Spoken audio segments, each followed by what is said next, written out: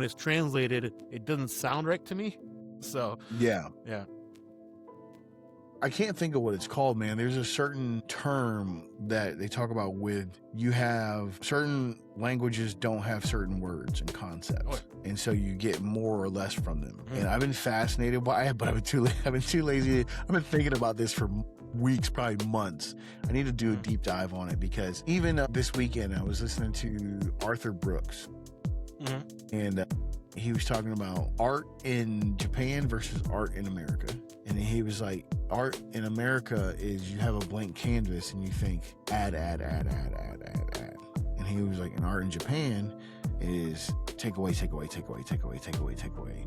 And I was thinking about that from the language concept, right? Like how that, it's not just language, but it's culture, it's religion, it's all things. But there is this idea of language. I don't tell a lot of tales out of school when it comes to military. Basically, when I was downrange, man, I don't remember when this was. Probably 2020. I don't remember.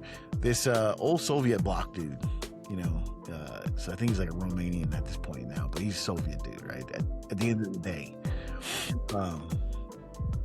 Russian, and he speaks Russian, and he had a conversation with me and a bunch of other dudes, and he's like, you Americans and freedom. And he was talking about there's no concept or no real word for that where he grew up and how he grew up and how that shaped his thinking and his belief system. And when he said that, like my brain did a backflip, right? Because I remember also, as I was learning Indonesian, running into this, right? I'm talking to native speakers and I'm trying to explain something to them, and they have no concept of this, like whatever it is, or their concepts are so different that we don't have it. I can't think of it, but it just keeps coming up, and I think it's a really wildly fascinating idea because it also goes to that thing of like your environment and how your environment shapes you. And how your environment teaches you, and how your environment, like, you just reminded me of a Substack article I actually wrote, and I'm trying to pull it up right now because there is a certain culture. I don't know if it's in Africa, I don't know if it's Far East Asia. I think they don't have the concept of the color green or blue. They actually, it's so ingrained into their language and how they can't see the color. Wow. But we will see, I don't remember if it's green or blue, we will see green and we'll think it's one color. They'll see every type of green in it.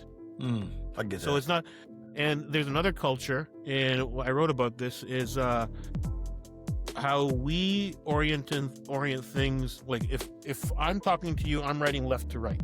So you're going to see it right to left on your side. They orient everything with the northwest, east, south, no matter where they are, which way they sit down. They naturally, because it's how their whole culture is, they can just tell which way is north without even looking at the stars. They're just able to do it.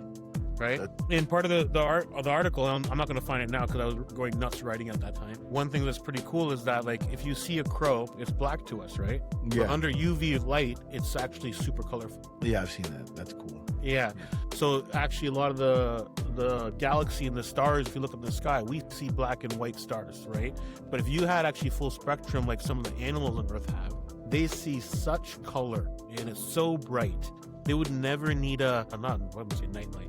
They would never need a street light ever. Yeah. Even if they became the smartest people on Earth and became the apex predator on the planet and lived what we have in buildings or whatever, they won't actually need streetlights because of how their eyes function. Yeah, that's super cool, man. It makes me, this whole thing has made me think about, because we've kind of danced around it this entire time.